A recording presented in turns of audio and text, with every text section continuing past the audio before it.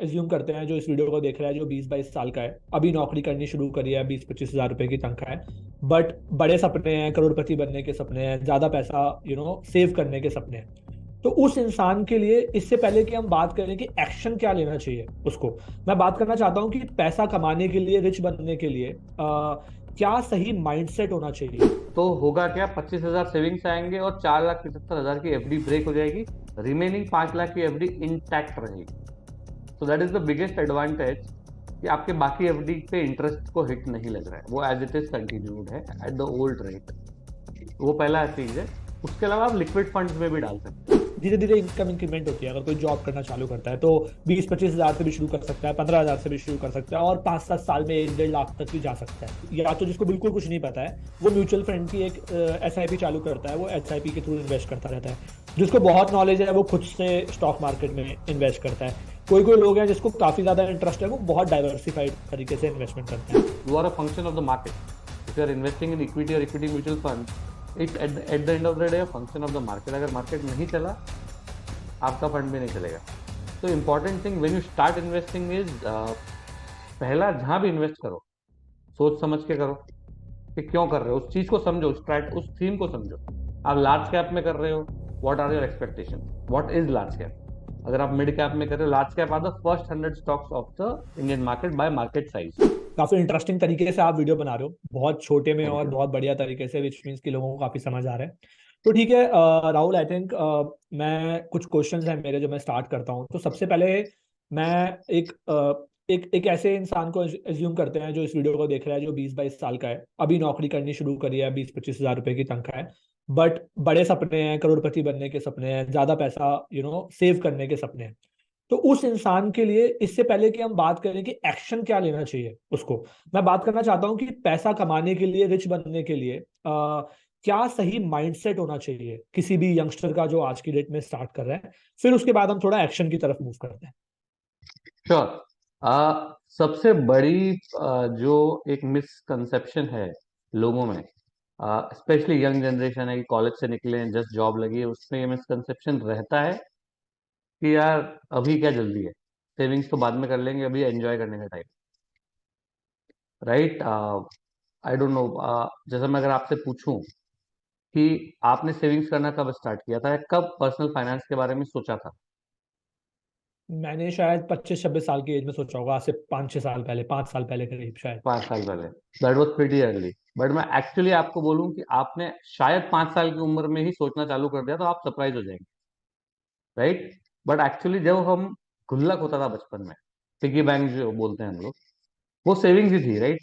हमको लगता था कि हमको कोई स्पेसिफिक गोल है हमारे माइंड में जिसके लिए हमको सेविंग करनी है। भले ही वो छोटा स्कूटर हो, चॉकलेट हो, या साइकिल हो, किसी भी चीज के लिए हम लोग सेव करते थे। जो भी पैसे आए उसको सेव कर।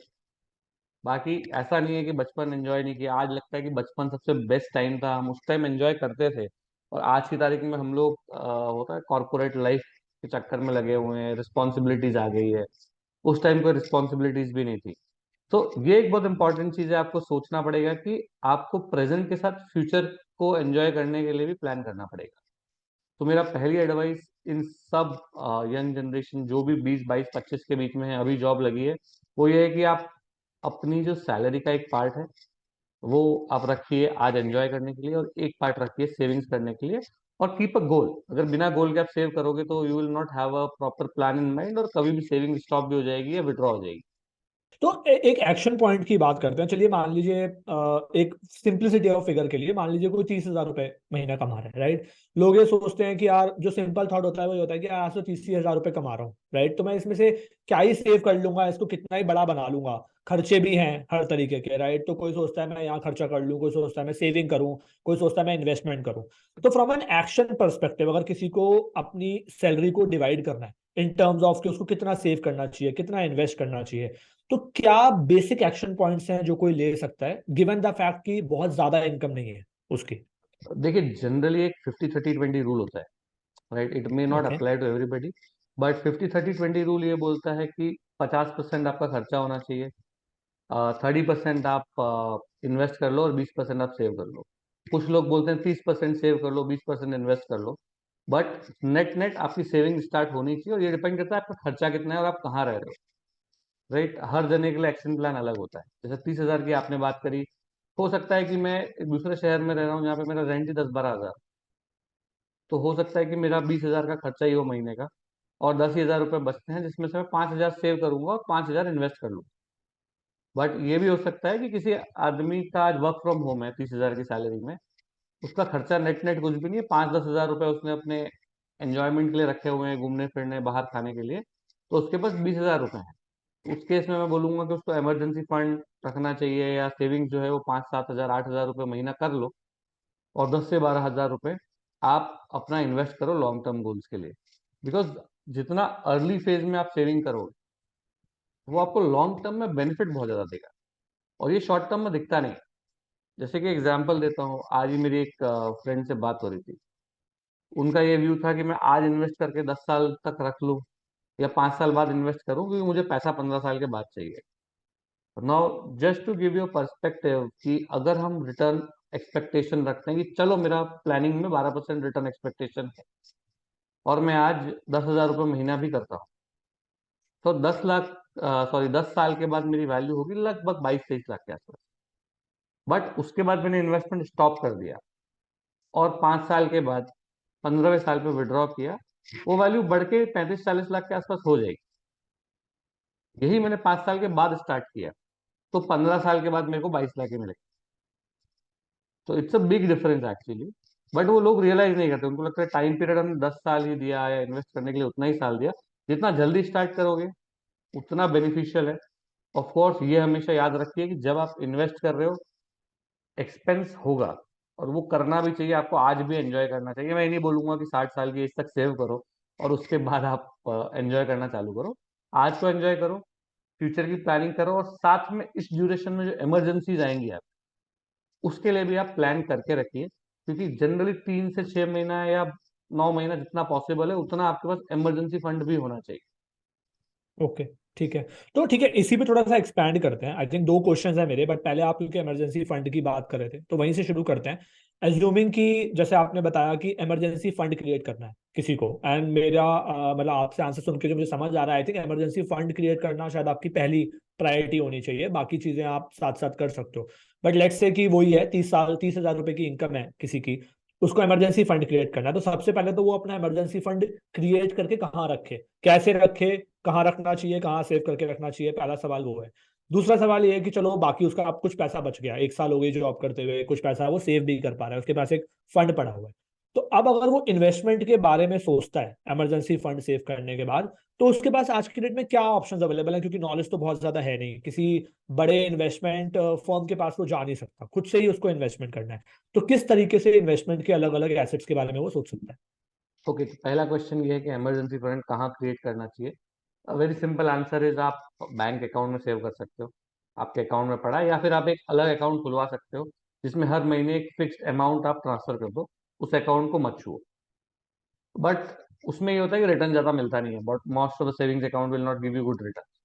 तो उसमें एक बहुत अच्छा ऑप्शन होता है फ्लेक्सी एफडी का, कि आपने डिसाइड किया कि 25,000 रुपए के ऊपर का कुछ भी अमाउंट है, वो मेरा ऑटोमेटिकली ट्रांसफर हो जाए फ्लेक्सी एफडी में। अधिकतर सब बैंक्स के पास ये फैसिलिटी होती है, लेकिन वो बताते नहीं है, और लोगों को भी पता नहीं होता इसके बारे में। ओके। तो उसमें ये होता है कि जब तक आप ब्रेक नहीं करोगे, सपोज आपने 10 लाख रुपए डाल दिए ओवर टाइम, 25,000 सेविंग्स में दिखेगा, 9,75,000 की एफडी दिखेगी। लेकिन फ्लेक्सी एफडी में सबसे बड़ा एडवांटेज है कि अगर आपने 5 लाख रुपए का चेक भी दिया है, तो होगा क्या, 25,000 सेविंग्स आएंगे और 4,75,000 की एफडी ब्रेक हो जाएगी, रिमेनिंग 5 लाख की एफडी इंटैक्ट रहेगी। तो that is the biggest advantage, कि आपके बाकी एफडी पे इंटरेस्ट को हिट नहीं लग रहा है, वो एज इट इज कंटिन्यूड है एट द ओल्ड रेट। वो पहला चीज है। उसके अलावा आप लिक्विड फंड्स में भी डाल सकते हो। म्यूचुअल फंड हो गए, उसमें लिक्विड फंड्स का एक ऑप्शन होता है, which are pretty safe, a lot of corporates also put money there. तो ओके। ये दो दो तरीके हैं जिसमें आप रख सकते हो। इसके अलावा मैं तीसरा बोलूंगा नहीं, बिकॉज इमरजेंसी फंड में हमेशा ये होता है कि इमरजेंसी के टाइम इमीडिएटली अवेलेबल होना चाहिए। वो पैसा एफडी या सेविंग से ही आएगा, और थोड़ा एक्स्ट्रा बफर क्रिएट हो गया कि 3 महीने का सेविंग्स एफडी में हो गया, 6 महीने का और पैसा है, वो आप लिक्विड फंड में डाल सकते हो, depending on the interest rate available in the market at that point of time.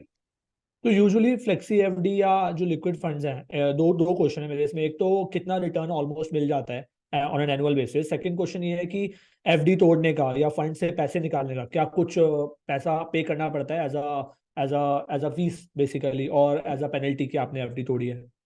Flexi FD में कोई फीस पे नहीं करनी पड़ती, तो only thing is your interest rates of course will come now.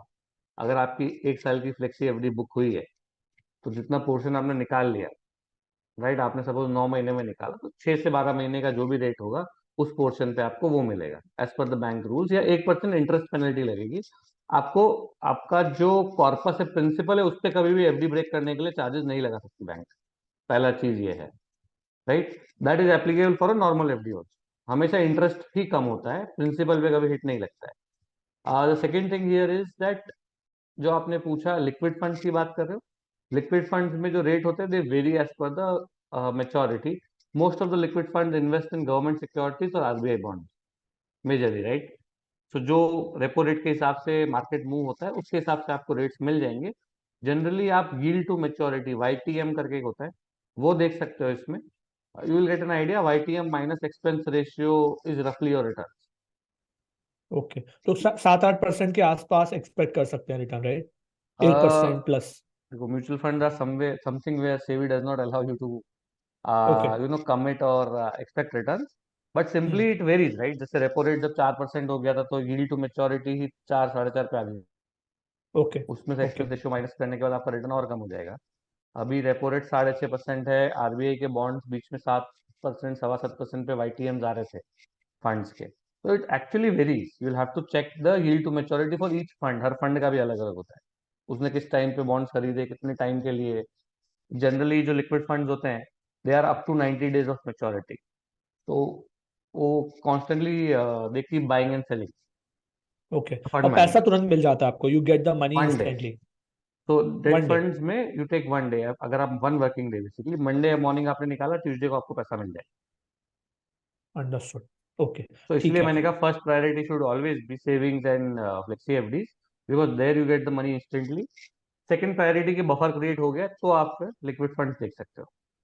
Okay. आजकल एक बहुत इसी के ऊपर एक क्वेश्चन और है मेरा। सो एक आजकल एक काफी ट्रेंडिंग में आया है कि जैसे ईटी मनी है, क्रेड है, ये सारे जो एप्लीकेशंस हैं, इन्होंने ये फिक्स रिटर्न में बोलते हैं 1-to-1 लेंडिंग करने के लिए, to through their platform. So that is called P2P peer lending. To peer. हाँ, peer to Yes, peer, yeah. peer-to-peer lending. Now, peer-to-peer lending is something which is a little different.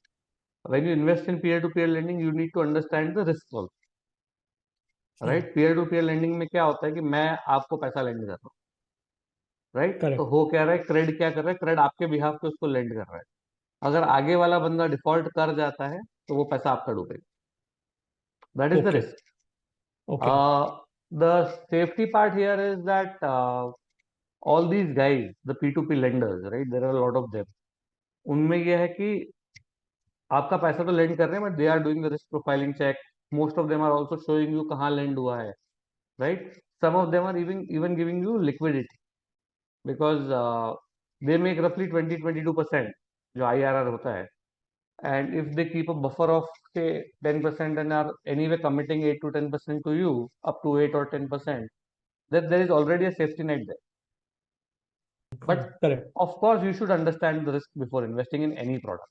I think जब अपनी phone पे बात हुई थी regarding this podcast, तो एक चीज थी कि यार एफडी सेफ होती है क्या, सेफ होता है RBI bond?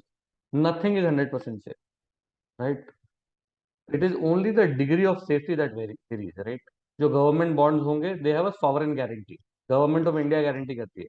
But there have been cases in the world where the government has defaulted. Touch wood, India is much stronger right now, but theoretically on paper there is always a risk portion कि अगर company default, country default कर गई, तो आज आपने HDFC SBI जहां भी FDs कर रखी है, वो भी आपको नहीं मिलेगी, राइट। उसमें भी 5 लाख तक की बैंक गारंटी लेता है। जो अपना गारंटी होता है DICGC, that only gives you a guarantee of 5 lakhs पर पैन, पर बैंक, राइट। ओके, अगर आपने गॉट इट। 25 लाख डाले हुए हैं, और अगर गवर्नमेंट डिफॉल्ट कर गई या बैंक डिफॉल्ट कर गया, तो आपको कुछ भी नहीं मिलेगा, या 5 लाख तक मैक्सिमम मिलेगा। या मतलब सेफ इन्वेस्टमेंट्स बोल सकते हो। गारंटेड तो ऑब्वियसली कुछ भी नहीं है, कल को अगर आप वर्ल्ड सेफेस्ट वॉर भी हो बोल गए, सकते कुछ हो, प्रॉब्लम हो गई। जी जी। आप करेक्ट। सेफेस्ट भी बोल सकते हो। जैसे मेरा एक हम्म। क्वेश्चन है, like you have been asking questions to your interviews, मेरा भी आपके लिए क्वेश्चन है, आपके हिसाब से सबसे सेफ जगह क्या है पैसा रखने की? मेरे सबसे हिसाब से सेफ। सबसे सबसे सेफ तो बैंक ही है रखने के लिए बैंक है, पैसा। राइट। अब ये क्वेश्चन के बहुत अलग अलग आंसर्स मिले हैं मुझे। कोई बोलता हम्म। है बैंक है, लेकिन बैंक में मैक्सिमम 5 लाख तक की सिक्योरिटी है, करेक्ट। राइट। कोई बोलता है मेरे घर पे मैं कैश रखूंगा वो सेफ है, लेकिन चोरी हो गई, किसी ने घर पे डाका डाल दिया, गया वो, गया। राइट। सो हर चीज का एक रिस्क होता है, रिस्क की डिग्री कम या ज्यादा होती है, राइट। और ये क्वेश्चन ऐसा है जिसका आंसर सेम नहीं होगा। मैं आपसे पूछूंगा कि अगर किसी को हाई बीपी है तो उसको आप नमक ज्यादा देंगे या कम देंगे? तो नॉर्मली यही होगा कि ज्यादा दोगे तो बीपी बढ़ जाएगा, हम उसको कम नमक देंगे, that's a standard answer.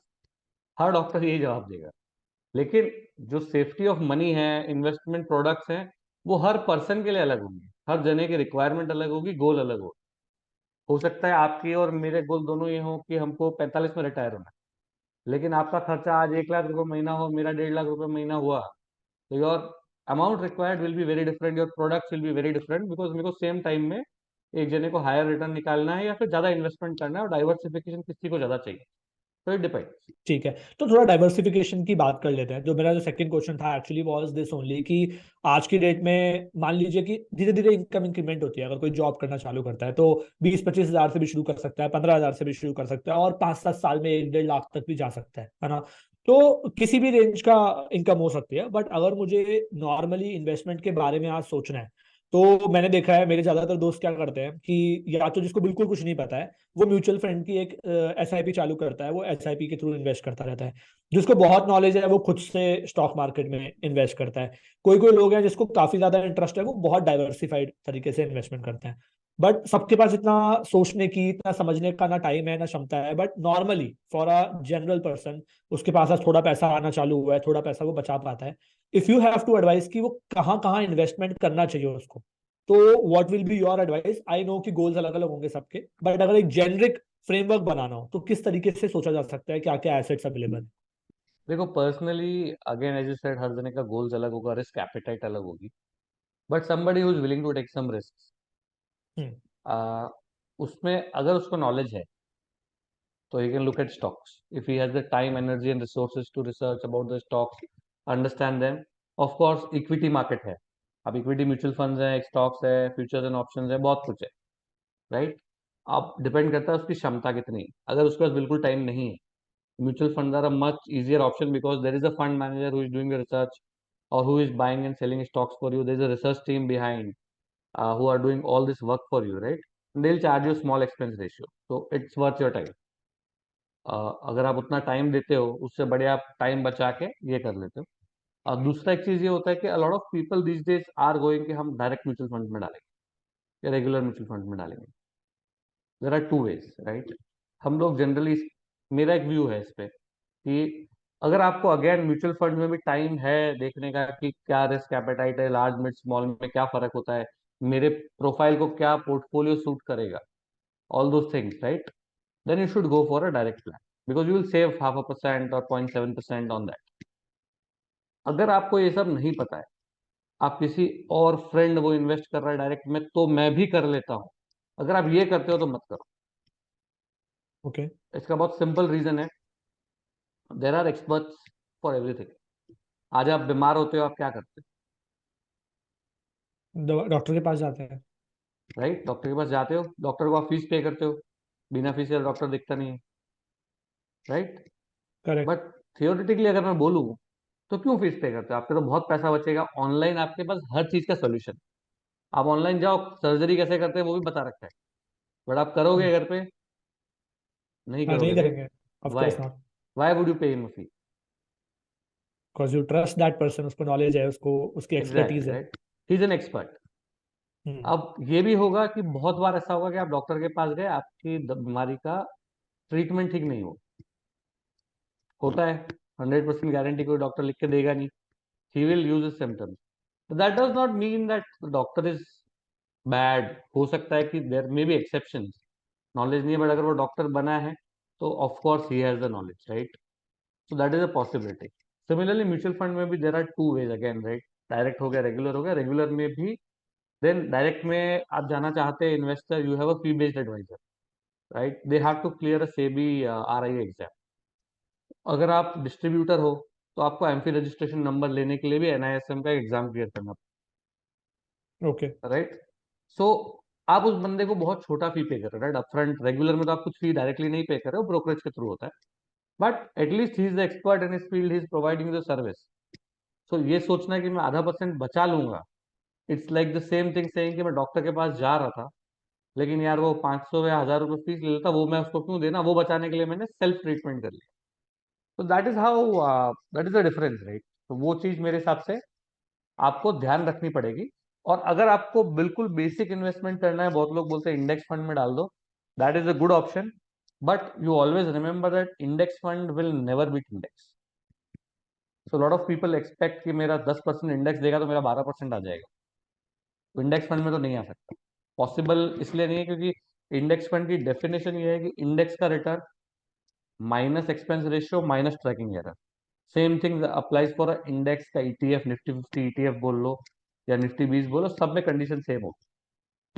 Okay. नहीं, सो इसमें मेरा एक क्वेश्चन है, just for like from an outsider perspective, कि यूजुअली मैं देख रहा हूँ कि for example I invest my money in mutual fund through ET money. तो ईटी मनी क्या करती है कि वो मुझे बार बार रिकमेंड करती है कि मैं डायरेक्ट इन्वेस्ट करूँ, मतलब ताकि मैं अपना वो 0.5% और करेक्ट। वो जो भी है वो बचाऊं बेसिकली। उस केस में मैं तो कर देता हूँ, मुझे नहीं पता क्या पिटफॉल है। अभी आप बता रहे हो कि आप उसको कंपेयर कर रहे हो कि आप डॉक्टर के पास नहीं गए, डायरेक्ट इलाज कर लिया उससे। सो आई एम अज्यूमिंग कि there is some pitfall in that. तो क्या पिटफॉल इट है, इज द मतलब सेम, ऐसा? It is the same as saying there are lot of online apps like PharmEasy, 1mg, जो आपको दवाइयां बेच रहे हैं, राइट? आप ऑनलाइन जाके दवाइयां ले लो, आप प्रिस्क्रिप्शन अपलोड कर दो, बहुत चीजें वो रेक्टिफाई करके बता भी देंगे, but would you prefer a personal touch of a doctor और would you just go online and do it? Through a doctor only.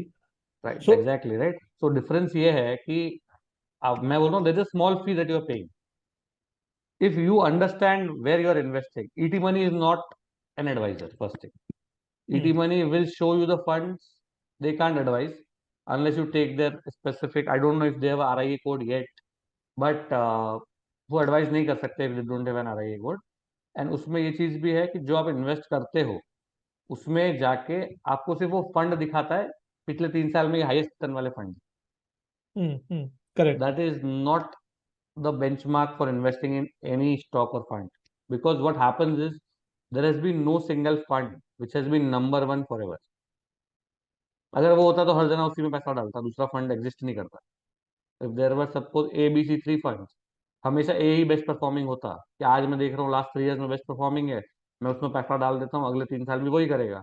अगर वो कंटिन्यूस 5-6 साल हो जाता तो बाकी बी और सी फंड्स तो एग्जिस्ट करना ही बंद कर देते। क्यों करते exist? Right, there are cycles, there are different strategies for every fund manager. Growth theme होती है, वैल्यू थीम होती है, कॉम्बिनेशन होता है। Some people have a bottom down, bottom up approach, and some of the biggest investors like Mr. Warren Buffett, Mr. Rakesh Jhunjhunwala, etc. also have made losses. तो अगर कोई ये बोले कि भाई मुझे पता है कि कौन सा स्टॉक या कौन सा फंड अच्छा करेगा, you can say it through research, but you can say 100% यही करने वाला है, because nobody has been able to do that yet in the markets. अगर ओके, सो बेसिकली दो क्वेश्चन है मेरे, तो जो मैं आपसे क्वेश्चन पूछ भी रहा था कि डायरेक्ट करने का मतलब ये है कि कोई मेरे पैसे को कंट्रोल नहीं कर रहा है, मतलब no one is taking a decision on my तो on see, where this money तो गेट्स डायरेक्ट इन्वेस्टेड। डायरेक्ट करने का मतलब है कि मैंने डिसाइड कर लिया, मुझे पता है मुझे कहाँ पैसा लगाना है, आपने उस फंड में पैसा डाल दिया, right? There is no monitoring, no servicing etcetera, किसी प्लेटफॉर्म के थ्रू डाला या खुद जाके किया, बट मैं खुद कर रहा हूँ, I am responsible for that, okay. Correct? And when you go for a regular mode, you have a distributor और सर्विस प्रोवाइडर देयर। तो distributors can only give you incidental advice, right? Correct. Direct में भी आप advice ले सकते हो फी based adviser की, that you will pay a fee. The fee-based advisor will tell you where to invest. He'll do a goal planning for you, but you will have to pay an upfront fee. Which generally good financial advisors, the fee-based advisors charge between 30 to 75,000 for a portfolio review, depending on the type of portfolio that you have and their effort needed. The regular okay. mode is a little different. So roughly जो distribution फी होती है वो आधा 1% के बीच में very करती है equity में, और डेट में शायद और भी कम होती है। तो उस वो भी सालाना होती है, ऐसा नहीं है कि अपफ्रंट आप पे कर रहे हो। उसमें वो आपको सर्विस प्रोवाइड कर रहा है, प्लेटफॉर्म प्रोवाइड कर रहा है, आपकी कोई भी रिक्वायरमेंट है वो सब देख रहा है, plus they will keep giving you incidental advice, because as a distributor you do have access to the fund management team, discussing with them, understanding their profile. So it's like an intermediary, But if it's a good intermediary, it is worth taking the fee. So you have to find out is if the intermediary is knowledgeable, good enough or not. So if you ask me today, I'm managing clients in around 23 countries, and some of them are senior guys in the financial services industry. So उनका फंडा बहुत simple है. We trust you. We will do a review when we start investing. We'll have a discussion. But after having the discussion, they are sure that okay, we don't have enough time to go through all the funds, portfolios, etc. Whatever we discuss, you started investing. We are comfortable with that. The final ठीक है. decision is always the client's, right? You answer to their questions. They want to see कि हमको performance भेज दो, fund manager कौन है उसका portfolio भेज दो. That you have to send. But at the end of the day, the investor decides, and investor has to improve his knowledge also. आज आप invest कर रहे हो ET money के through, मेरा इंटेंशन ये होगा कि भाई आप उसमें समझो भी सही कि क्या डिफरेंस है, पोर्टफोलियो चर्न कितना हो रहा है, डिफरेंसेस क्या आ रहे हैं. All those things are important. तो अगर कोई नॉर्मल आज इस कन्वर्सेशन को सुन रहा है, आपने म्यूचुअल फंड के बारे में काफी कुछ बताया. ऑब्वियसली वन ऑप्शन इसकी जैसे मैं कर रहा हूँ, आप डायरेक्टली जाके देखो 3 साल का इन्वेस्ट कर दो. उसमें आपने बताया कुछ पिटफॉल्स हैं. जो 3 साल में बेस्ट परफॉर्मिंग रहा है वो हमेशा तो रहेगा नहीं बेस्ट परफॉर्मिंग.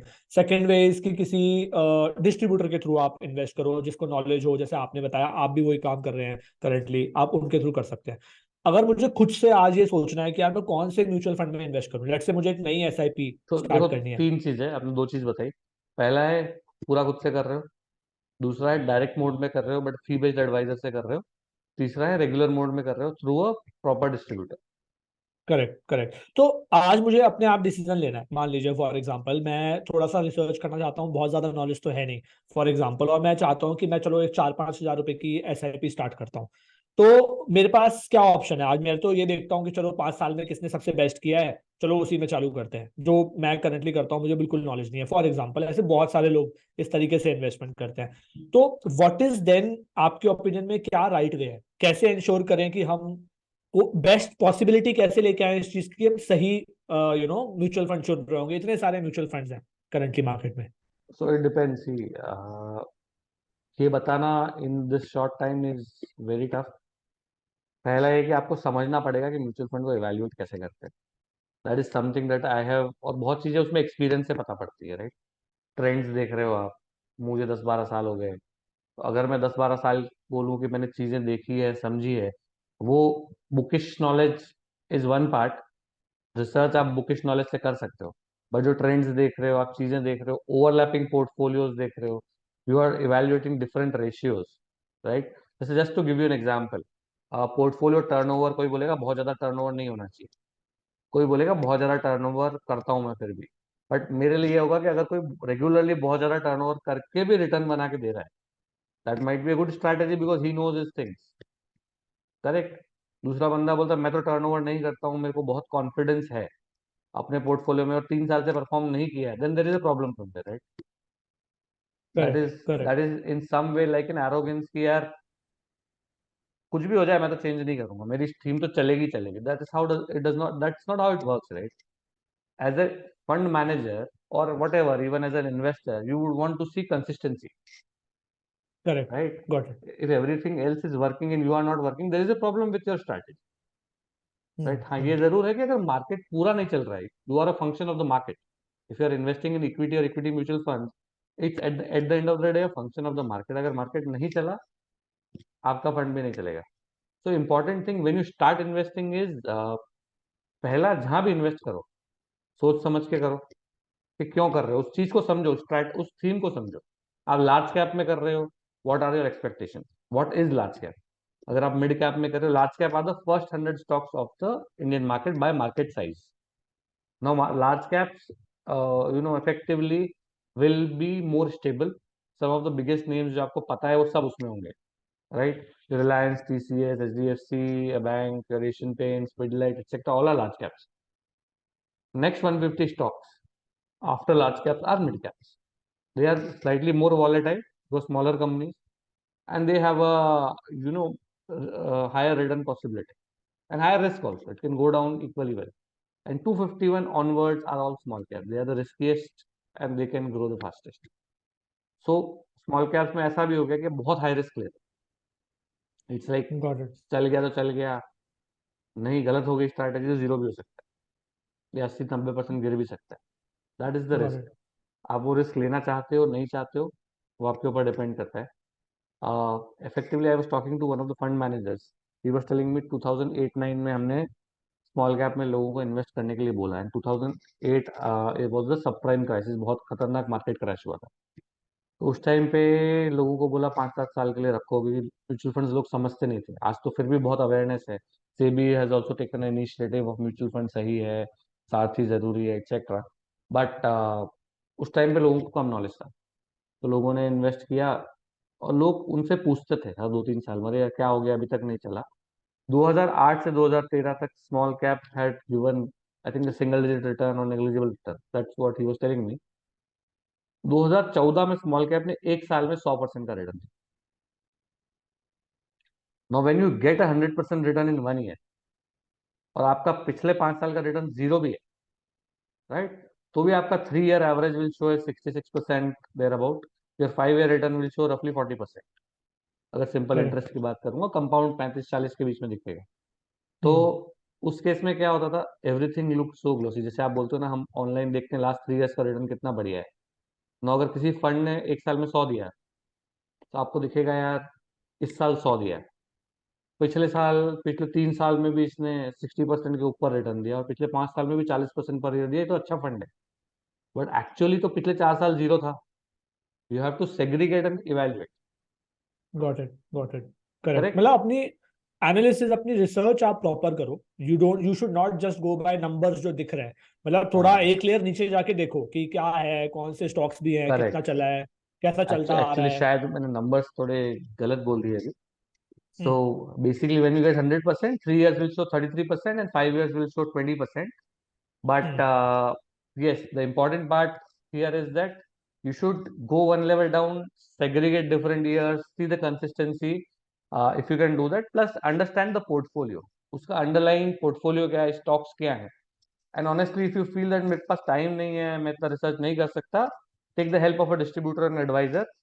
मतलब 5,000 रुपए में अगर वो 1% भी चार्ज कर लेता है please, that is 50 rupees in a year, right? That's negligible, but at the same time he'll provide you services and stuff which is worth it। तो क्या कुछ ऐसा मिनिमम क्राइटेरिया होता है डिस्ट्रीब्यूटर के पास जाने का कि मेरे पास इतना पैसा इन्वेस्ट करने के लिए होना चाहिए, तो ही डिस्ट्रीब्यूटर के पास जाना चाहिए, या चलता है देखो, एक पहले मिनिमल अमाउंट पहले ये से होता भी? है कि डिस्ट्रीब्यूटर जो भी होगा उसके बाद आपको एक ट्रस्टवर्दी डिस्ट्रीब्यूटर के पास ही जाना चाहिए, जो आपको लगता ठीक है कि है। वर्थ है, right. Hmm. And then you talk, हर डिस्ट्रीब्यूटर का अलग क्राइटेरिया होता है, डेफिनेशन होती है कि वो कितना मैनेज करना चाहते हैं, नहीं करना चाहते हैं। बट जनरली, जैसे मेरा मिनिमम क्राइटेरिया होता है, but at times I get young people who want to start investing, कि आप प्लीज हमारा पोर्टफोलियो आपके थ्रू करना चाहते हैं, ज्यादा नहीं कर सकते, ये हमारी सैलरी है। तो it depends, right. It's a personal call, and again the thought should match, right. What is your okay. Expectation? आप मुझे कॉल करके बोलोगे नहीं मुझे तो इतना रिटर्न चाहिए मिनिमम, तो I would say I hmm. Can't give you, I can't commit returns, because it's very clearly stated in SEBI guideline. In mutual या। Fund you can't commit return, it's a function of the market. तो how can you commit return? पहली चीज तो वही हो गई ना, 15% 12% बोल देते हो, पॉसिबल ही नहीं है। You can't commit any kind number there, right. It is more to do that. So see, हमारे लिए what is important is behavioural finance. Market के अप्स एंड डाउन्स में how your psychology work. Market बढ़ने लगेगा, हर जना बोलता है मैं इन्वेस्ट करूं। मार्केट गिरने लगेगा, सब बोलते हैं FD better. But the point is when the market is falling, your investment should be higher, hmm. Correct. Correct, that is when correct. You will make money.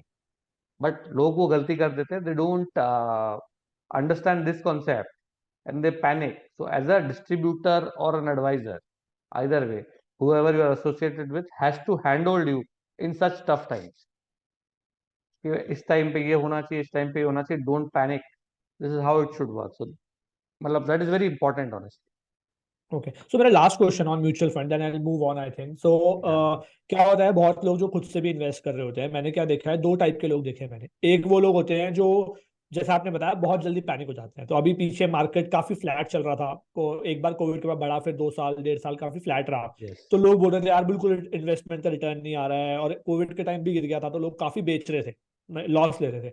अभी थोड़ा सा बढ़ा है मार्केट, तो अभी बढ़ते ही वो क्या है, वो सारे लोग ऐसे हैं जो प्रॉफिट लेके बाहर निकल रहे हैं, मतलब बहुत जल्दी बाहर निकल यस। रहे हैं। फिर कुछ मेरे जैसे लोग होते हैं जो थोड़े डीप टाइप के होते हैं, वो क्या करते हैं, इन्वेस्ट कर देते हैं फिर देखते नहीं है। वो भी गलत है। आप एक बार इन्वेस्ट कर देते हो फिर आपको लगता है चलो चलने दो, एसआईपी चलने दो, जितनी लंबी चलेगी, जब तक नीड नहीं है चलने दो। वो एक तरीका है।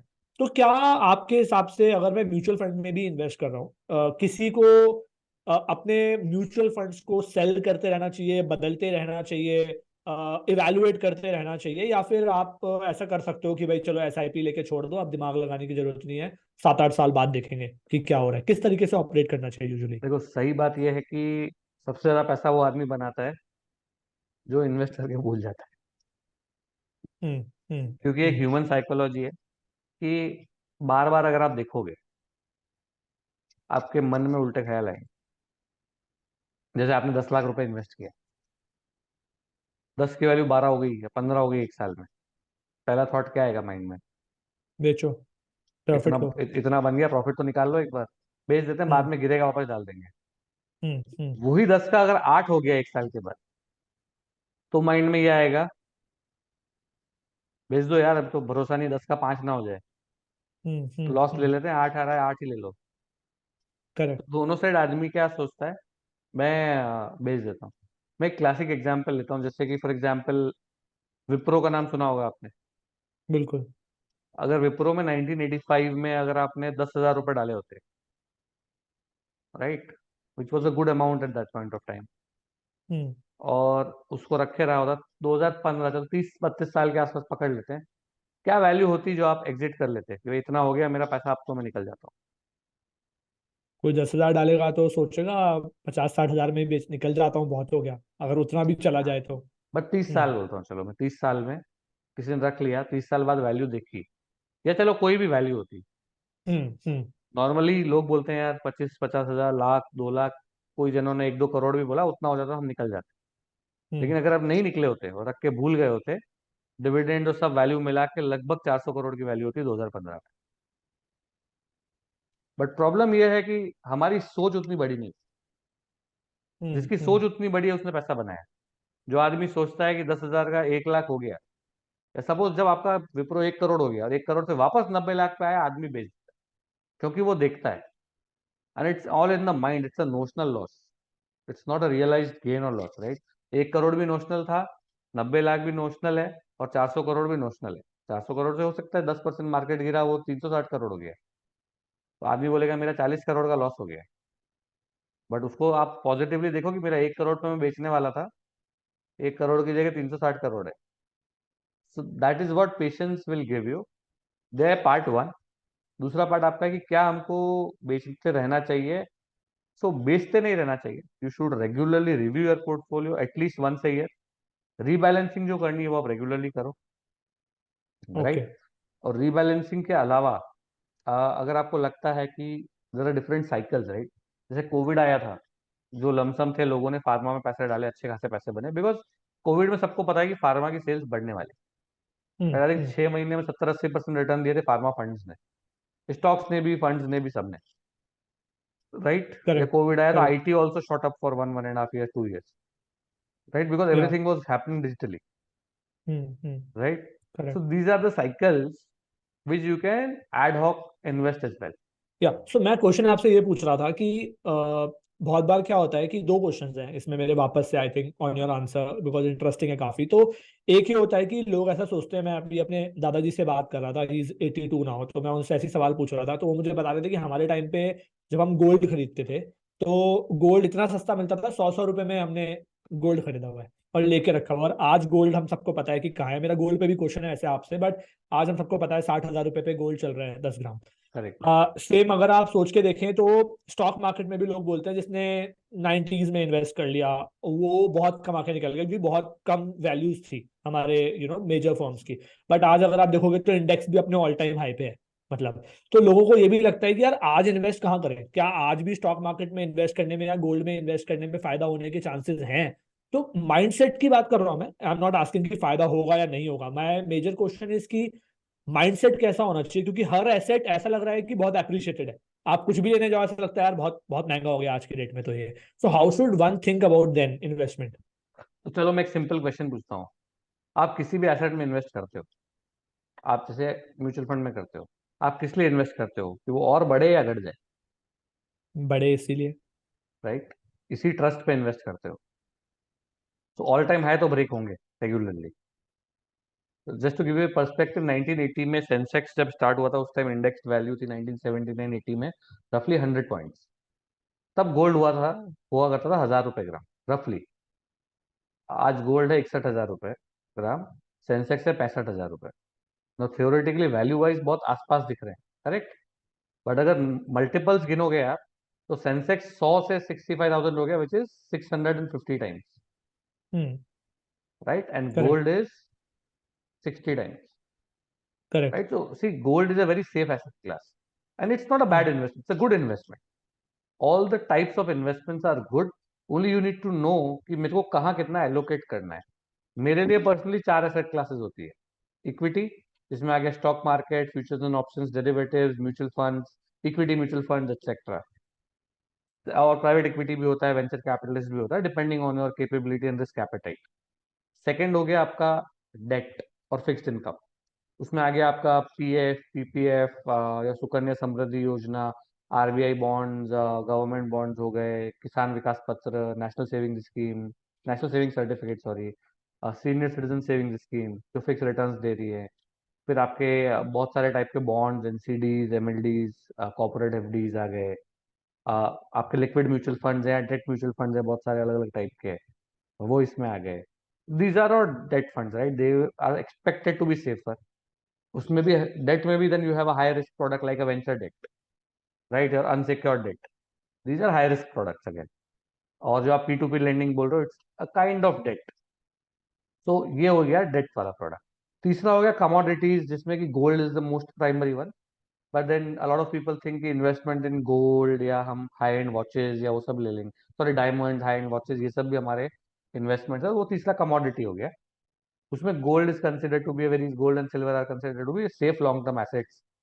राइट, हुआ क्या था, जैसे आपने दादाजी का एग्जाम्पल दिया, राइट, उन्होंने उस टाइम पे ले लिया, अभी तक रखे रहा, तो हम्म। उसकी वैल्यू बढ़ती हुई देखी इन्होंने। स्टॉक मार्केट में उन्होंने हाथ डाला नहीं, रिस्की होता है, सट्टा होता है, तो उन्होंने नहीं देखी। जिसने स्टॉक मार्केट में देखी है वैल्यू ग्रो होते हुए, वो बोलेगा मुझे गोल्ड अच्छा नहीं लगता। So it's a perspective, it's your experience that you have had that journey with. चौथा होता है real estate. No, lot of people tell me that real estate तो बहुत बढ़िया इन्वेस्टमेंट होता है। मेरे दादाजी ने ये खरीदा था घर, उस टाइम पे इतने में लिया था, आज इसकी ये वैल्यू हम्म। है वैल्यू, क्योंकि उन्होंने 20 साल, 30 साल, 40 साल रखा है वो, लैंड लिया या घर बनाया, वो आपने 30-40 साल दिया है उसको, right. Correct. So hmm. There is a formula for compounding, which is amount is equal to principal into 1 plus interest to the power n, right. Correct. When you invest, जैसे आप एसआईपी कर रहे हो, what is hmm. Your key factor, आप क्या चाहते हो उससे? Growth, compounding. अमाउंट मैक्सिमाइज होना चाहिए, हम्म। करेक्ट। करेक्ट। यस। मतलब हम्म। रिटर्न बहुत अच्छा क्या चाहिए, मतलब मैक्सिमम क्या होना चाहिए? मतलब मैक्सिमम कितना इंटरेस्ट आना चाहिए, कितना रिटर्न आपकी आना चाहिए। एक्सपेक्टेशन यही होती है, राइट, मैक्सिमम इंटरेस्ट कितना करेक्ट, आएगा? यही यही चाहिए होता है। मैं तो यही सोचता हूँ कि यस, मार्केट बीट करता रहे मेरा म्यूचुअल फंड। परफेक्ट। अब और मुझे थोड़ा। बताओ, अब मुझे हम्म। बताओ, जो फॉर्मूला अपना है P × 1 + R⁴ इसमें हम्म। सबसे बड़ा वेरिएबल क्या है जो मल्टीप्लाई कर सकता है आपकी value? N. N is exponential, but nobody correct. Focuses on n, everybody focuses on r, r. Correct. Correct. Right. R आपका हम्म। 10 या 11 होगा, उससे फर्क नहीं पड़ेगा। अगर एन 10 और 20 हो जाएगा, उसमें बहुत फर्क हम्म। पड़ जाएगा, करेक्ट। राइट। करेक्ट। तो जो हम बोलते हैं कि लॉन्ग टर्म इन्वेस्टमेंट, जो बिहेवियरल फाइनेंस की मैं बात कर रहा हूँ आपसे, it is important to manage your behaviour. मैं नहीं बोल रहा हूँ r is not important, obviously r is very important, but n is more important. आपको पता होना चाहिए कि मेरा 10 साल का गोल है, और 10 साल के गोल को मैं 4 साल में पैनिक होकर एग्जिट ना करूँ, correct. Right. Correct. There will be cycles, कोई भी होगा, इक्विटी, डेट, गोल्ड या कमोडिटी। गोल्ड 2012 से 2018 तक या 19 तक फ्लैट था, 32,000 जाके आया था 2011 के आसपास, 31-32 के बीच में। 2018 तक भी वही रेट था, राइट। अभी डबल हो गया।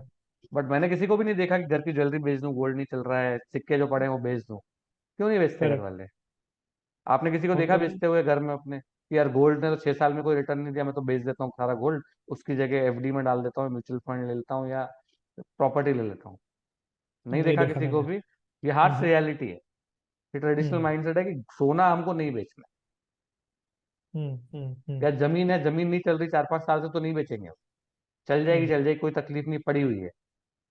राइट। करेक्ट बट वो चीज करेक्ट। का थॉट आप इक्विटी में नहीं करते। और जो वो चीज इक्विटी में या दूसरे प्रोडक्ट्स में सोच लेता है, अपने इन्वेस्टमेंट प्रोडक्ट्स में, वो बहुत पैसा बनाए। Biggest hmm. Example is mister Jhunjhunwala. He yes. Started with a very small corpus, but he kept on holding stock जो 20-20 साल तक होल्ड किए। Warren Buffett is a very big example. Mister Warren Buffett बोलते हैं कि मैं जो खरीदता हूँ वो बेचने के लिए नहीं खरीदता हूँ। आपकी हम्म। इनकम तो रेगुलरली आ रही है, राइट। Correct correct correct. आज आप जो इन्वेस्ट कर रहे हो, आपको पैसे की जरूरत नहीं है। आप क्योंकि बार बार देखते हो कि मेरा पोर्टफोलियो कितना है, इसलिए वो विड्रॉ कर लेते हो। Right correct. वॉरेन बुफे अगर वो सोचने लग जाए तो वॉरेन बुफे नहीं होते आज।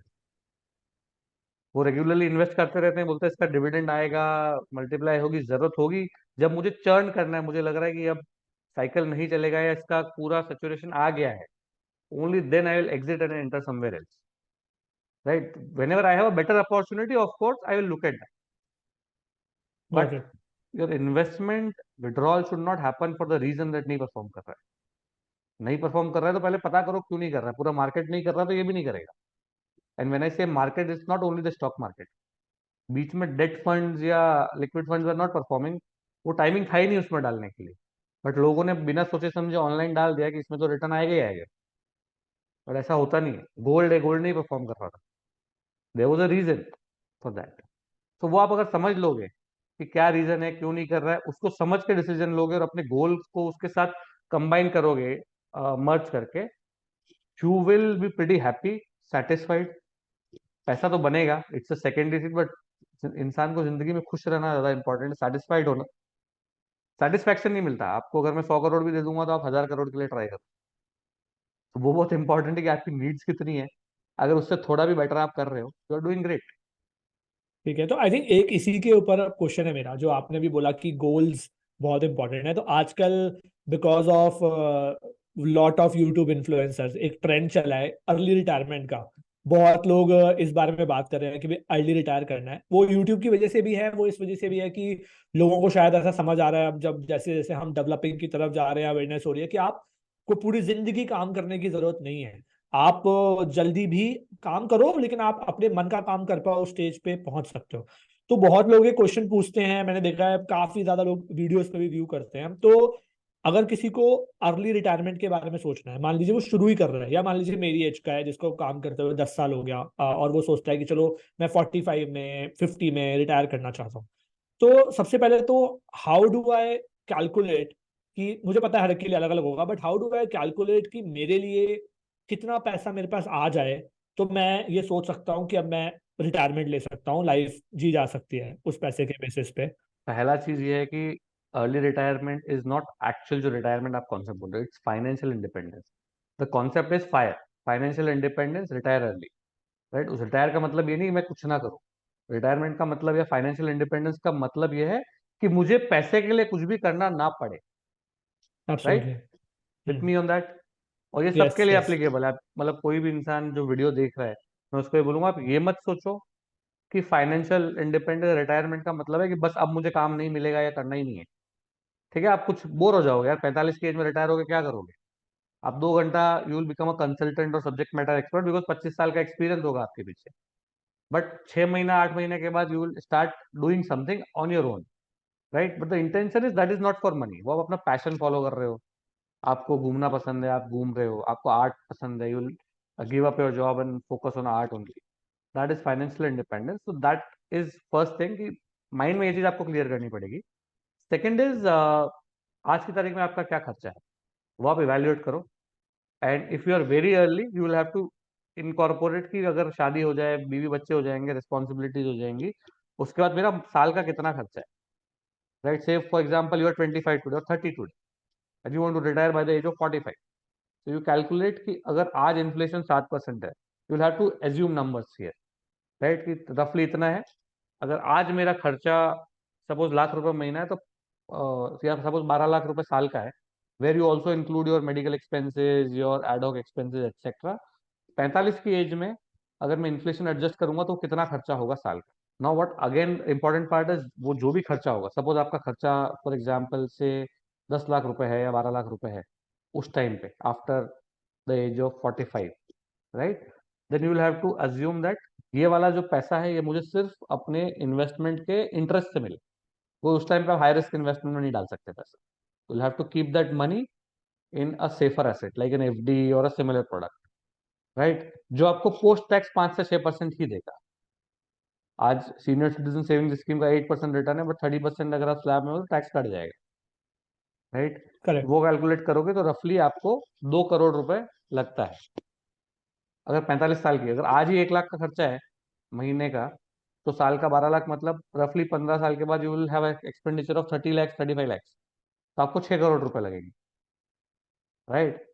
And then you okay. Calculate कि वो अचीव करने के लिए मुझे कितना इन्वेस्ट करना है, कितना एग्रेसिव पोर्टफोलियो में रखना है, कितना सेफर पोर्टफोलियो में रखना है। एंड देन यू कैलकुलेट, जैसे for example PF is an good investment. Post tax अभी आज आपको 8.8% प्लस रिटर्न दे रहा है, 8.1 और सो दे रहा है, right. So you have to 8.15 if I am not wrong. तो PF safe asset tax free 8.15 दे रहा है। मेरा महीने का सैलरी से इतना पैसा इसमें जा रहा है, एज ऑफ टुडे ये कॉर्पस है। 15 ईयर्स के बाद कितना होगा? मैं अगर एसआईपी कर रहा हूँ, मैं इतना रिटर्न एक्सपेक्ट कर रहा हूँ कि इतना आएगा साल का, इतने साल में मेरा कितना होगा? This will give you rough numbers, right. You always try and keep 10% over and above that, plus got her it. साल में इन्वेस्टमेंट बढ़ाता जाऊंगा, तो 45 साल में मेरा कितना हो जाएगा? Got this it. Will so give you a ballpark number. Plus additionally you will also have to consider one part, कि आपकी लाइफ एक्सपेक्टेंसी आप कितना मान रहे हो। क्योंकि 45 की एज में तो वो आपने खर्चा निकाल लिया, अगले साल 7% इन्फ्लेशन बढ़ा तो 7% से खर्चा बढ़ जाएगा आपका, करेक्ट, करेक्ट, बढ़ेगा, करेक्ट। वो निकलेगा हम्म। इसी कॉर्पस में से। करेक्ट। अगर वो कॉर्पस ग्रो नहीं हो रहा है मेरा, राइट, मेरा assumption है कि कॉर्पस 8% से ग्रो कर रहा है, और मैं उसमें 6.5% निकाल रहा हूँ, जो पोस्ट टैक्स 5, 4.5, 5% मिल रहा है, राइट, सो दैट मेरा कॉर्पस भी 1-1.5% से ग्रोथ आ रहा है और मैं अगले साल ज्यादा विड्रॉ कर सकता हूँ। तो अगर मैं 80, 85 या 75 की लाइफ एक्सपेक्टेंसी मान रहा हूँ, एटलीस्ट तब तक मेरे को कंफर्टेबली पैसा मिलना चाहिए। You will have to do that cash flow analysis. Okay. तो सिंप्लीफाई करने के लिए what you are saying essentially is कि लेट से मुझे 45 की इयर्स में रिटायर होना है। तो मुझे ये देखना है कि 45 इयर्स की एज तक पहुंचते पहुंचते मेरा ओवरऑल टोटल इन्वेस्टेड अमाउंट इतना हो जाए कि फिक्स एसेट में डाल के वो मुझे मेरे जो 45 इयर्स की एज में मंथली खर्चा होगा उतना रिटर्न देता रहे, खर्चा करने के लिए। सबसे पहले तो ये। दूसरी चीज, अब मुझे आगे भी उस पैसे को बढ़ाना है। वो पैसा इस तरीके से आगे, और उसके ऊपर 10% आपने बोला कि आप एक बफर लगा लो, कि वो 10% सेफ्टी नेट लगा लो आपकी, 10% एक्स्ट्रा देता रहे आपके खर्चे से। Then basically it's like saying कि मैं 75 ईयर्स तक जीऊंगा फॉर एग्जाम्पल। तो अब मैं काम तो कुछ करूंगा नहीं, तो एडिशनल इस पैसे कॉर्पस तो मेरा बढ़ेगा नहीं। तो अब ये कॉर्पस इतना इंक्रीज करना चाहिए कि मैं अगर इतना ही पैसा जितना मैं आज 45 ईयर्स की एज में विड्रॉ करता हूँ, हर साल पैसा ज्यादा विड्रॉ करूंगा बिकॉज ऑफ इन्फ्लेशन। तो अगर मैं वो इन्फ्लेशन ऐड करके उतना पैसा विड्रॉ भी करता रहूं, तो भी eight the end of my 75 years में मेरे पास पैसा बचा रहे। इस तरीके से कैलकुलेशन दैट इज करनी है। Part one. The second part okay. Is what happens, आपने प्लान किया अपना फैमिली के लिए, पूरा फैमिली का खर्चा है, 30 की करेक्ट। एज में स्टार्ट किया, 35 की एज में अगर आपको कुछ हो गया तो क्या होगा, correct. Right. So it is very important to always along with your investments have a life insurance which is purely, I only recommend कि प्योर टर्म प्लान होना चाहिए। Don't look at any other product, any product, personal view it can vary for people, but मेरा personal view, any product that mixes investment and insurance, I don't go for it. मेरा फंडा simple है कि आपको investment अलग रखना है, insurance अलग रखना है, दोनों का पर्पज अलग अलग है, ओके। राइट। सो जो टर्म प्लान है वो आपका होना चाहिए जब तक आपका गोल है, उसके 5 या 10 साल बाद तक। तो आपने बोला 45 में मुझे रिटायरमेंट हो रहा है, 55 या 60 की एज तक के आप कवरेज ले लो, उसके बाद आपको जरूरत नहीं पड़ेगी, right, because you got r it. Creating that corpus anyway. वो 45 में नहीं बना कॉर्पस तो 50 में बन जाएगा। कभी कभी प्लानिंग करेक्ट। चेंज, राइट, आपने प्लान किया मैं इतना इन्वेस्टमेंट करूंगा, जॉब क्राइसिस आया, कुछ भी हुआ, आपने अपना बीच में स्टार्टअप चालू कर दिया, कुछ प्रॉपर्टी खरीद ली, और corpus will go down. So you have to create the 10-15 year buffer। तो अगर आप उस एज में कर रहे हो, अगर आपका टारगेट ही 60 साल पे है, तो you will have don't not have a 15 year buffer then. But in general 5 to 10 year का बफर आपको रखना चाहिए if you are starting early, and time is on your side, that is the biggest advantage. दूसरा है medical insurance. Always have health insurance, because जब भी आपको कोई मेडिकल इमरजेंसी आती है, that wipes out your saving significantly, correct. Right. Correct. जैसे घर में for example this days cancer is very common. अगर वैसा कुछ होता है तो it literally wipes out your savings in one go. जितना आपने कॉर्पस क्रिएट किया होगा सब उड़ जाता है, क्योंकि उसका खर्चा बहुत महंगा होता है, और उस टाइम पे आप और किसी चीज पे कॉन्सेंट्रेट भी नहीं करता। Correct correct. राइट। तो ये साथ में हमेशा, तो these are your safety nets. 10% का safety net is secondary. These are your immediate safety nets. अगर मुझे अगले 15-20 साल में भी कुछ हुआ तो मैं क्या करूंगा। Got it. Okay, so term insurance और मेडिकल इंश्योरेंस पे एक दो मिनट बात कर लेते हैं। तो आई थिंक मैंने भी रिसेंटली लाइक 2 1 साल पहले ही ये इंश्योरेंस लिया है। तो सबसे पहले तो इस चीज़ पे आप मुझे एडवाइस करो कि आज को ये वीडियो देख रहा है, लोग क्या सोचते हैं यार अभी तो 20 साल का ही हूं मैं, 22 साल का ही हूं मैं, चलो एक टाइम आने के बाद ही लूंगा जब बीमार होने के चांसेस तो पड़े, अभी मैं 30 35 का हो जाऊँ फिर देखते हैं। लोग नहीं लेते यूजुअली। तो at what age one should think about both term insurances and life insurances? और just for the sake of audience, term insurance वो पैसा है अगर आपकी अनफॉर्चुनेटली डेथ हो जाती है तो वो पैसा आपको एक अमाउंट आपकी फैमिली को मिल जाता है। मेडिकल इंश्योरेंस वो पैसा है अगर आपको कोई बीमारी हो जाती है और आप इलाज कराने जाते हो तो ये कंपनीज आपका इलाज में वो पैसा आपको दे देती हैं बेसिकली। तो सबसे पहले तो किस एज में लेना चाहिए? और my next question is, and आप उसको थोड़ा ब्रीफली बता सकते हो कि मेडिकल इंश्योरेंस चूज करने के लिए बेसिकली अगर मैं आज ढूंढने जाऊं तो मुझे क्या बेसिक देख लेना चाहिए कि चलो यार ऐसा मेडिकल इंश्योरेंस है तो ले लेते हैं, या टर्म इंश्योरेंस ऐसा है तो ले लेते हैं, नहीं तो नहीं लेते हैं। But don't go in detail, I know it's a very complex topic, but just in detail normal sense कि अच्छा ये बेसिक चीजें तो कम से कम मिल जाना चाहिए, तो ले सकते हो आप। पहले मेडिकल इंश्योरेंस की बात करता हूँ। जब भी बच्चा पैदा होता है उसको आप अपने मेडिकल इंश्योरेंस में इंक्लूड करा लो। डे वन से मेडिकल इंश्योरेंस आपके फैमिली के पास होना चाहिए। ठीक है। बीमारी की कोई एज नहीं होती है, कॉर्पस की कोई लिमिट नहीं होती है। There has been a disease, I don't remember the name. उसमें था कि उसकी सिर्फ ट्रीटमेंट या वैक्सीनेशन कॉस्ट, वैक्सीनेशन नहीं सॉरी, उसकी मेडिकल का जो कॉस्ट है 16 करोड़ की एक डोज आती है उसकी। इट्स या दैट रेयर। राइट। अब 16 करोड़ का तो मेडिकल इंश्योरेंस लेने के लिए मैं बोलूंगा नहीं आपको, बट ठीक है, that is an exception. But other cases में होता है कि कोई बड़ा खर्चा आया आपके पास, तो आपको उतना बड़ा खर्चा एक साथ करने का मतलब है कि आप ये तो नहीं, और इंडियन हम लोग ऐसे हैं कि हम ये नहीं बोलेंगे ना कि 50 लाख का खर्चा है ट्रीटमेंट में तो हम नहीं करवाएंगे अपना खर्चा या अपने बच्चे का खर्चा या अपने पेरेंट्स का खर्चा। साम दाम दंड भेद कैसे भी करके ट्रीटमेंट करवाना है हमको, अपना फैमिली मेंबर सही चाहिए। करेक्ट। करेक्ट। और अगर प्रोबेबिलिटी बोलेंगे कि 5% या 10% भी है या 1% भी प्रोबेबिलिटी है, तो भी हम लोग वो रिस्क लेंगे और वो खर्चा करेंगे। बिल्कुल। राइट।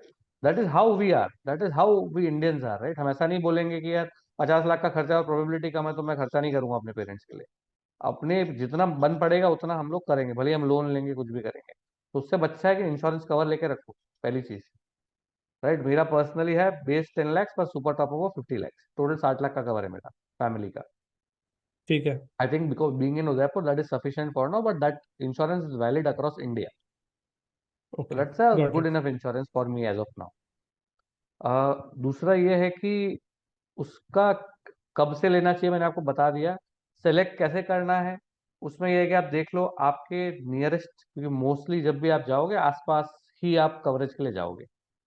तो पहले देख लीजिए कि उसका क्लेम सेटलमेंट कैसा है, कंपनी कितना का फीड, परसेंट क्लेम मिल रहा कितना है लोगों परसेंट को? क्लेम मिल रहा है। क्लेम सेटलमेंट का मतलब है कि अगर 100 क्लेम आए हैं उस कंपनी के पास तो उसमें से उस कंपनी ने कितने एक्चुअली पेमेंट किए और कितने रिजेक्ट कर दिए। जो रिजेक्ट कर दिए वो हट जाएगा। अगर 90% क्लेम सेटलमेंट रेशियो तो 90% क्लेम उन्होंने पास किए, विच इज अ गुड अच्छा। नंबर टू सी। जितना ज्यादा होगा 90% इज उतना अ अच्छा गुड है। नंबर। नहीं, जितना ओके। ज्यादा होगा उतना अच्छा है, आप कंपैरिजन ऑनलाइन मिल जाएगा। ठीक है। ठीक है। राइट।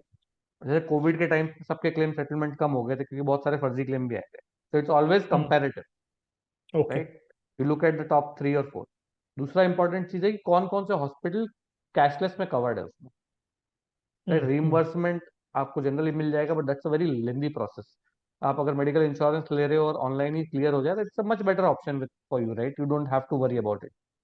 तो that is correct. The second part which is very important.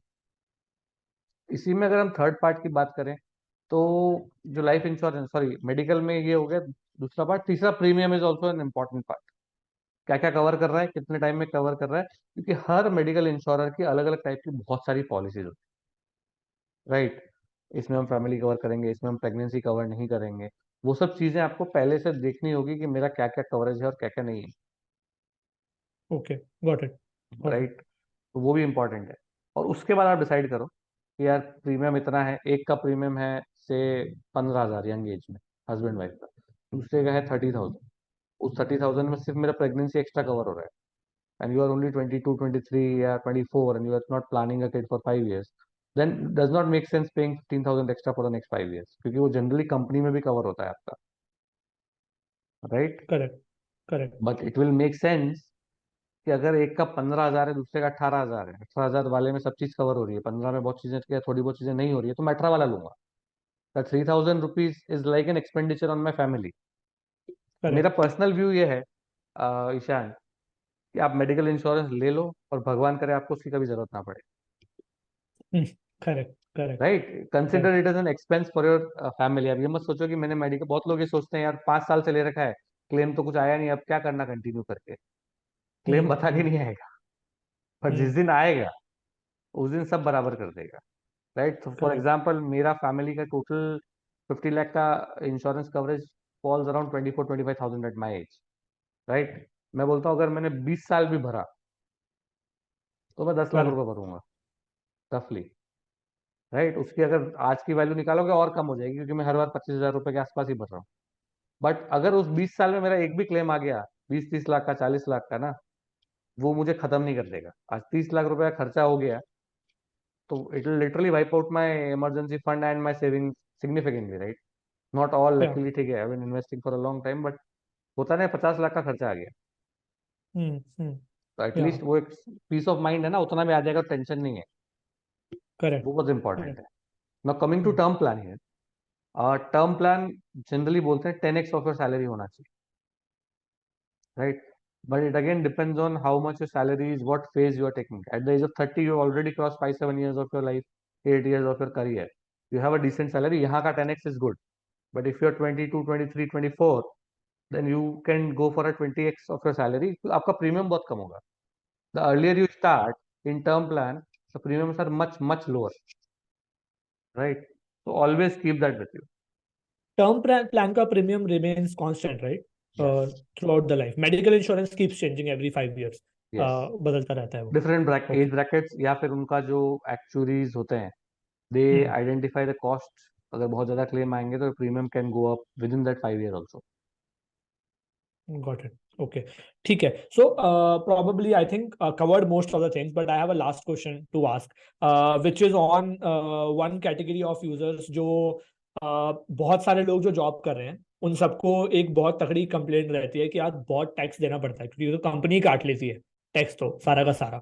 But जैसे जैसे आपकी सैलरी बढ़ती है आपको रियलाइज होता है कि आपको वेरिएबल पे अलग टैक्स देना पड़ रहा है, प्रोफेशनल इनकम आ रही है तो उस पर अलग टैक्स देना पड़ रहा है। इन्वेस्टमेंट के वही बेसिक तरीके ही समझ आते हैं, एक दो लोग एटीसी में कर देते हैं, म्यूचुअल फंड्स हो गया आपका, थोड़ा एलआईसी में कर दिया, इस टाइप की इन्वेस्टमेंट कर देते हैं और कुछ खास समझ आता नहीं है।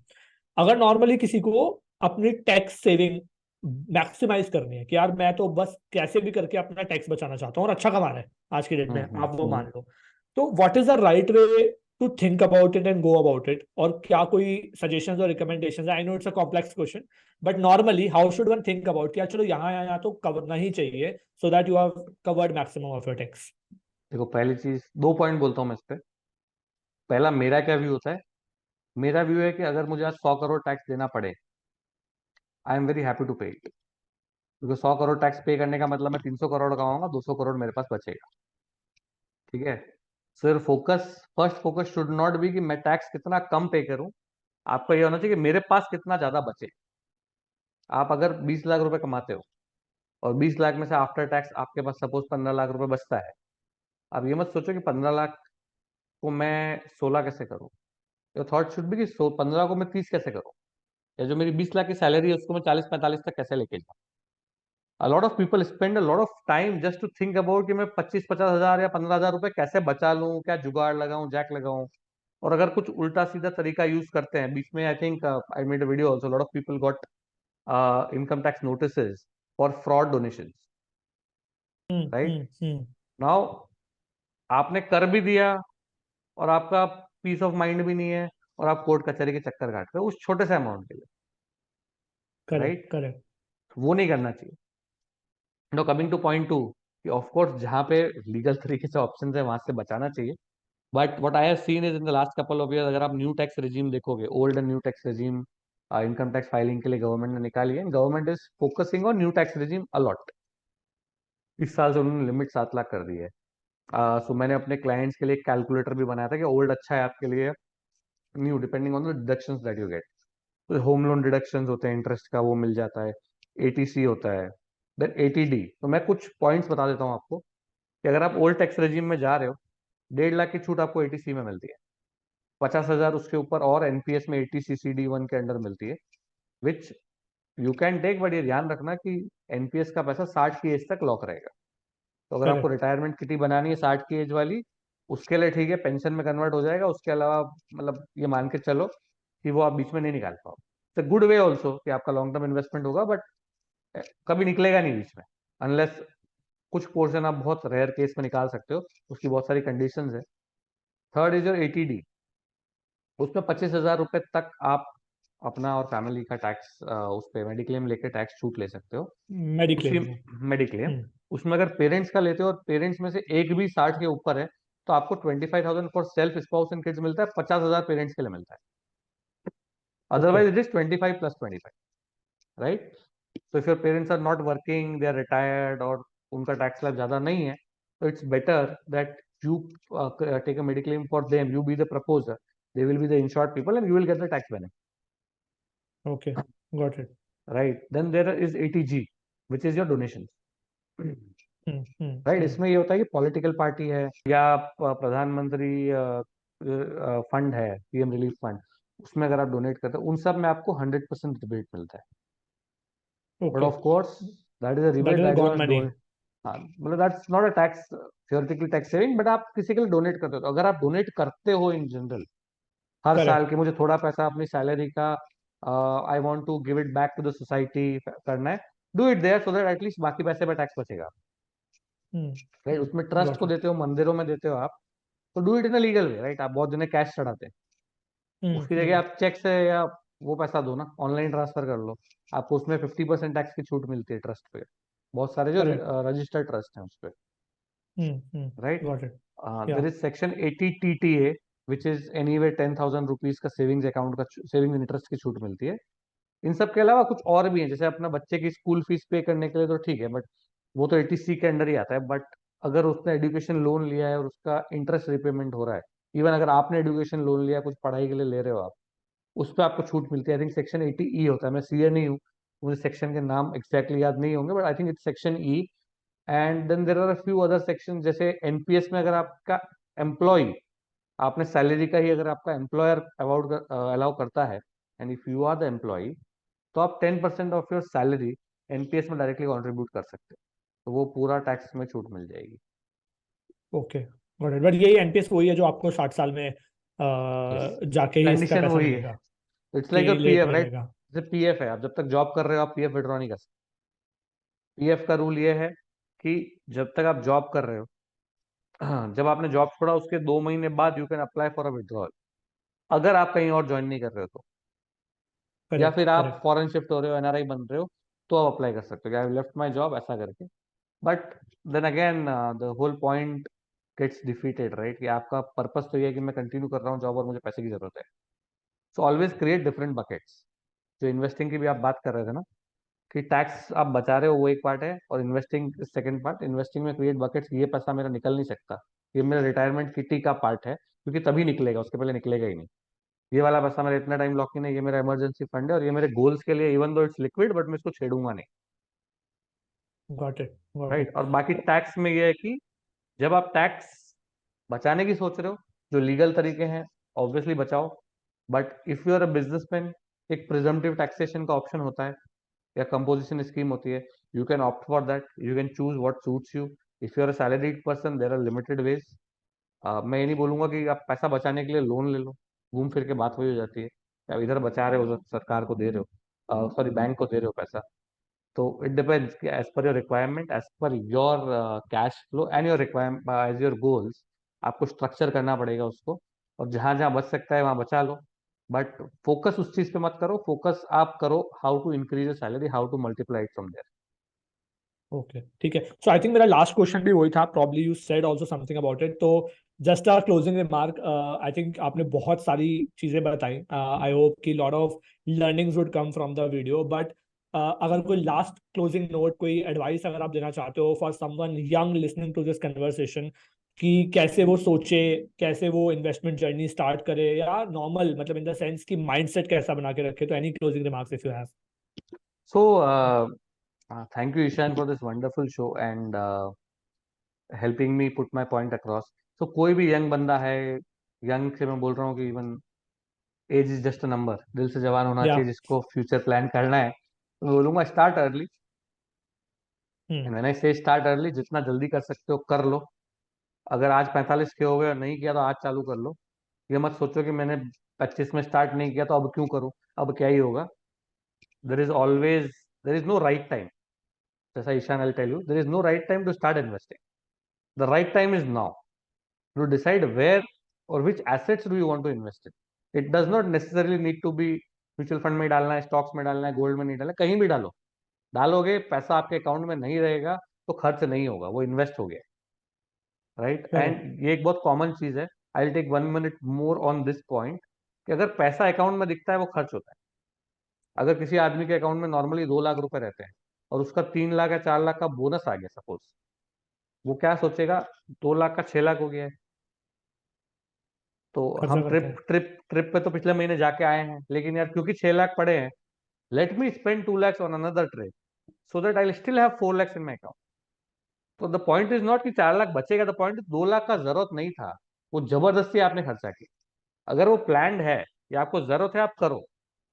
एज आई टोल्ड यू, आज भी एंजॉय करना जरूरी है। आपको अगर फोन का शौक है, गैजेट्स का शौक है, लो, बट प्लान फॉर इट। ये मत सोचो कि आ गया है तो जबरदस्ती उड़ाना है, because that will hit you in the long run. बाद में लगेगा कि यार ये 2 लाख रुपए और इन्वेस्ट किए होते 15 साल पहले तो आज उसकी वैल्यू बहुत डिफरेंट होती, और यही मेरा शॉर्ट पड़ रहा है गोल में, वो मत करो। तो start early with a plan.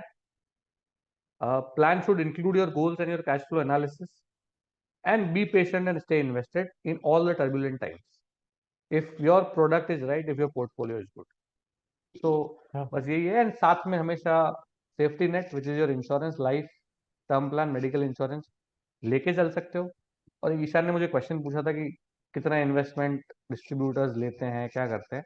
तो everybody has a different criteria. I keep a 25,000 monthly SIP का minimum bucket or a one time 10 lakh, so that I also can give meaningful time to the person. So if anybody wants to reach out, they can reach out to me on grfinvisors@gmail.com. Right, I'll be happy to help. But कभी कभी बहुत सारे queries आते हैं तो it takes time to respond back. So again, या patience is the key to your wealth creation everywhere. So that would be my closing remark on this thing. That please be patient, stay invested, and I hope everybody becomes a wealthy guy like Warren Buffett or Mr. Jinwala. And just to share with Ishan, because we are connecting today. Uh, so like I started my journey in July 2018, roughly 5 years ago, and yesterday we crossed 100 crores of AUM, which is like asset under management that we manage for mutual funds has crossed 100 crores. So it's a proud moment, and I amazing. wanted to share it with Ishan. Like, it's been a great journey, and thank you for covering me at the right time. I was on the border earlier when we connected, but today we are above 100 crores now. No, that's absolutely great. Congratulations. I think such a big milestone. मैंने देखा आपका Instagram पे, actually आपको WhatsApp पे मैंने story देखा, कहीं तो मैंने आपका स्टोरी देखा जहाँ पे Yes. आपने केक कट किया था। सो आई सॉ कि मैंने सोचा बहुत अच्छे दिन पे बात हो रही है। I think I hope that you continue to grow, and जो भी आप इंस्टाग्राम के थ्रू भी कर रहे हो, I am sure that lot of people who are following you will also continue to grow. So thank you so much, Rahul, for being on the show. Thank Thank you. you, Ishan, and thank you everyone for being a patient listener for such a long. I spoke a lot. Hope it helps.